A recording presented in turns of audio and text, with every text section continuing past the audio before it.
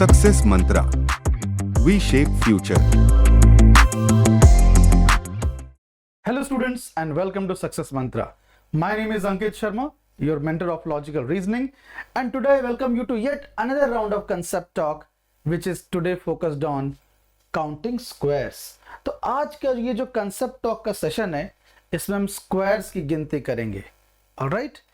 Yes, it is a very interesting one and you will really enjoy. So in today's session, as we just discussed, you are going to discuss how to count the squares in a given figure.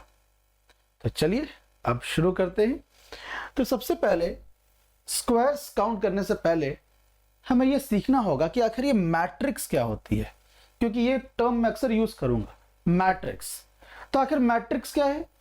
Matrix is nothing but a combination of rows and columns. Rows and column के combination को हम matrix कहते हैं. So now the another question is कि rows क्या है? What are rows? What are columns? So my dear students, rows are horizontal in nature. Rows are horizontal in nature. Okay, आप देख सकते हैं rows are horizontal in nature. On the other side, columns are vertical in nature. So I hope it is very clear. The first question is, what is a matrix? Matrix is nothing but the combination of rows and columns. So what are rows? Rows are horizontal in nature. What are columns? Columns are vertical in nature. And while we do the counting, जब हम count करें तो पहले rows को count करते हैं, then column को count करते हैं. I repeat, जब भी हम count करते हैं तो आप यहाँ देख सकते हो, पहले हम horizontal यानी rows को count करते हैं and उसके बाद ही हम vertical यानी columns की गिनती करते हैं. ऑलराइट, और आगे बढ़ते हैं. अब आपके सामने एक स्ट्रक्चर है, आपको बताना है कि इसमें कितने ट्रायंगल्स हैं. सॉरी, अब आपके सामने एक स्ट्रक्चर है और आपको बताना है कि इसमें कितने स्क्वायर्स हैं. सो नाउ कितने स्क्वायर्स हैं, आइए काउंट करते हैं. तब जब आप इसको देखोगे तो सबसे पहले ये एक छोटा सा स्क्वायर यहां दिख रहा है 1, फिर एक और छोटा सा स्क्वायर दिख रहा है 2, फिर एक और छोटा सा स्क्वायर दिख रहा है 3, एक और छोटा सा स्क्वायर दिख रहा है 4 एंड देन एक बड़ा सा स्क्वायर दिख रहा है द बिगर वन. तो टोटल स्क्वायर्स कितने हो गए? 5. टोटल स्क्वायर्स हो गए 5. तो सबसे पहले जब भी ऐसा कोई स्ट्रक्चर आए, आप सबसे छोटे वाले स्क्वायर्स काउंट करो, 1, 2, 3 and 4 and then the biggest one, then the biggest one, and इसीलिए जो टोटल स्क्वायर्स होंगे that would be 5 for this figure. अब अगर हम इसी तरह से मैनुअली काउंट करें ना, तो जैसे जैसे फिगर कॉम्प्लेक्स होता जाएगा हमारी परेशानी बढ़ती चली जाएगी. ऑलराइट, मुश्किल होगा. फॉर एग्जाम्पल, अब एक और क्वेश्चन पर आओ, इसके बाद देखते हैं एक और question. Just see. So the next question, इसको देखो. अब अगर मैं आपसे ये कहूं कि इस वाले फिगर में कितने स्क्वायर्स हैं, एंड अब अगर आपने मैनुअल काउंटिंग किया तब क्या करोगे? सबसे पहले आप सबसे छोटे वाले स्क्वायर्स काउंट करोगे. सबसे छोटे वाले स्क्वायर्स हैं 1, 2, 3, 4, 5, 6, 7, 8, 9. तो 9 है. फिर आप ऐसे वाले स्क्वायर्स काउंट करोगे जिसके अंदर 4 स्क्वायर्स हैं. तो ये कितने हैं? आप इस रो में देख लो, यहां पे देखोगे तो 1 एंड देन यहां पे देख लोगे तो another 1. So this gives you total of 2. अब आप फिर यहां पे भी देखो, फिर यहां पे भी देखो, another 1 and then 2. So total 2 + 2 क्या हो गया? 4.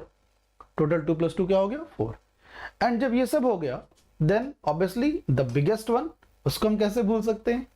So have a look at this, the biggest one. So the total number of squares in this structure would be 14. 14 squares होंगे. But just imagine these kind of questions कि चला जा रहा, अगर हम इस तरह से काउंट करने लगे it will really be very very difficult as and when the structure gets difficult. तो अब हम क्या कर सकते हैं, आइए अब समझते हैं। जब भी रोज एंड कॉलम्स इक्वल हों, ये एक 3x3 मैट्रिक्स है। ये एक 3x3 मैट्रिक्स इसलिए है क्योंकि इसमें 3 रोज हैं, पहले वाला रो होता है, दूसरा वाला कॉलम होता है। 3 रोज हैं एंड 3 कॉलम्स हैं। एंड सिंस यहां पे 3 रोज एंड 3 कॉलम्स हैं और आपको नंबर ऑफ स्क्वायर्स काउंट करना है, तो जब रोज एंड कॉलम्स इक्वल हैं, ध्यान से देखना, जब रोज एंड कॉलम्स इक्वल हैं, 3 रोज एंड 3 कॉलम्स, और आपसे नंबर ऑफ स्क्वायर्स काउंट करने को कहा गया, तो हमने क्या किया, 1 के स्क्वायर से लेके 2 के स्क्वायर से लेके 3 के स्क्वायर तक गए। यस और नो? जब रोज एंड कॉलम्स इक्वल हैं, तो जब आपसे कहा गया कि कितने स्क्वायर्स हैं, तो जैसे ये 3x3 का मैट्रिक्स था जिसमें 3 रोज एंड 3 कॉलम्स थे, तो आप 1 के स्क्वायर से लेके 2 के स्क्वायर से लेके 3 के स्क्वायर तक गए। यस और नो? इसके जस्ट पीछे जो हमने क्वेश्चन किया था, उसमें हमने क्या किया था, उसमें जो स्ट्रक्चर था वो ऐसा था। जस्ट अंडरस्टैंड, उसमें जो स्ट्रक्चर था वो ऐसा था। और मैंने कहा था इसमें कितने स्क्वायर्स होंगे, तो इसमें भी हमने सबसे पहले छोटे वाले स्क्वायर्स काउंट किए, तो 1 देन 2 देन 3 देन 4 आया, and then we counted the biggest one, then हमने सबसे बड़ा वाला काउंट किया। ओके, एंड इस तरह से जब मैंने टोटल काउंट किया तो इसमें 5 आया। बट इसमें भी तो वही चीज हो रही है, ये 2x2 मैट्रिक्स है। This is a 2x2 matrix जहां पे 2 रोज हैं, रोज हॉरिजॉन्टल होते हैं, एंड 2 कॉलम्स हैं, कॉलम्स वर्टिकल होते हैं। तो जब 2x2 मैट्रिक्स है, रोज एंड कॉलम्स इक्वल हैं, तो 2x2 मैट्रिक्स में हम 1 के स्क्वायर से लेके 2 के स्क्वायर तक गए। 3x3 मैट्रिक्स में हम 1 के स्क्वायर से लेके 3 के स्क्वायर तक गए।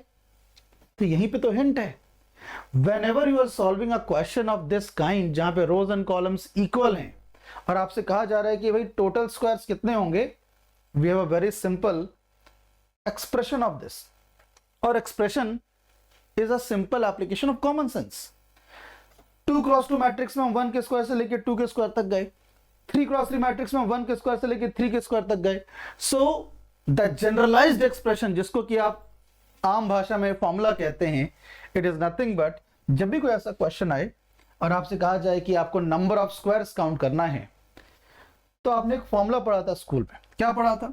The sum of squares of consecutive natural numbers is given by n into n plus 1 into 2n plus 1 upon 6।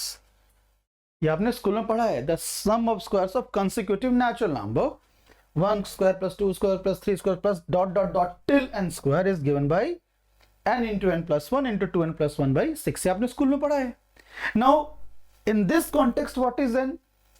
So my dear students, this is a n cross n matrix where the number of rows is equal to the number of columns, and here it is a 3 cross 3 matrix, so n's value will be 3, n's value will be 3।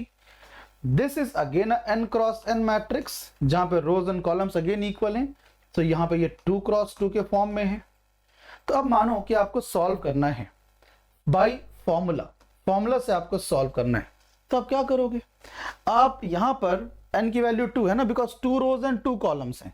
n is nothing but number of rows और columns. Here n is equal to nothing but number of row which is equal to the number of column, all right, which is equal to the number of column. तो अब इसके लिए आप n की value 2 put कर दो। जब आप n की वैल्यू 2 पुट करोगे तो 2 इंटू 2 प्लस 1 3 इंटू 2 2 जा 4 प्लस 1 5 अपॉन 6। तो 2 3 जा 6 एंड 6 कैंसिल, क्या बचा 5, एंड वही तो आंसर था। Point to be noted. And as far as this question is concerned, आप n की वैल्यू 3 पुट करेंगे। तो जैसे आप इस फॉर्मूला में n की वैल्यू 3 पुट करेंगे, सो 3 into 3 plus 1 4, 3 into 3 plus 1 4 into यहां पे भी 3 पुट करो, 2 3 जा 6 प्लस 1 7 अपॉन 6। तो 3 2 जा 6, 2 2 जा 4 एंड 2 7 जा 14 again the answer is matching. तो आई होप आपको समझ में आ रहा है कि यहां पर क्या चल रहा है। I hope I am very clear. तो अब इसी चीज को जब आप और आगे बढ़ाओगे, तो now the next question is the one which you have to answer. The next question is the one which you have to answer. Okay, तो चलिए अब तैयार हो जाइए आप लोग अगले क्वेश्चन को आंसर करने के लिए। And you have to find the number of squares on a chess board. Yes, you all have to find the number of squares on a chess board. Chess board is a 8x8 matrix. Chess board is a 8x8 matrix, जहां पर number of रोज भी 8 है, number of columns भी आप देखोगे तो 8 है। Alright, it is a 8x8 matrix. अब आपको क्या करना है? क्या आपको एक 8x8 मैट्रिक्स बनाना है? बिल्कुल भी नहीं, बिल्कुल भी नहीं। आपको केवल और केवल उसी फॉर्मूले का यूज करना है जो थोड़ी देर पहले हमने डिस्कस किया था। The formula to count the number of squares in a n×n matrix, this is the 8x8 matrix, so n's value will be substituted as 8. n's value will be substituted as 8. तो अब यहाँ n की value आप 8 put कर देंगे and आप इसको solve करेंगे। आंसर इनमें से कोई आएगा, आप उसको सॉल्व करिए एंड आंसर बताइए। I will respond to all the comments over there. Alright, so thank you and have a great day.